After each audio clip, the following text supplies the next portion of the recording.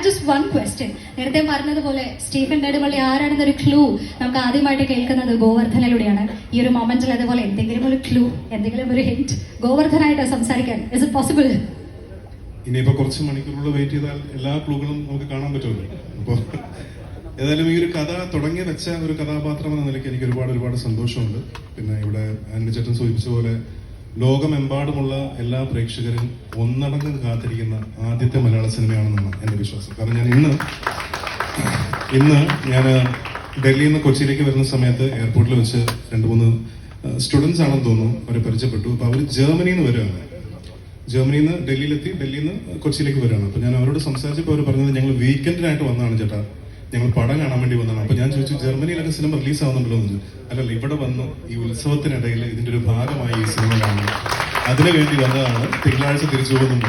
അപ്പോൾ അതൊരു ശരിക്കും ഒരു ഭയങ്കര ഒരു വണ്ടറാണ്. ശരിക്കും ഞങ്ങളൊക്കെ വിചാരിച്ചതിന് ഒരുപാട് അപ്പുറം ഈ ഒരു സിനിമ ഇപ്പൊ തന്നെ വളർന്നു കഴിഞ്ഞു. ഇനിയിപ്പോൾ നാളെ നിങ്ങളുടെ മുന്നിലേക്ക് ഈ സിനിമ എത്തുകയാണ്. ഒരു ഗംഭീര വിഷ്വൽ സ്പെക്ടക്കിൾ ഒരുക്കാൻ പൃഥ്വി ശ്രമിച്ചിട്ടുണ്ട്.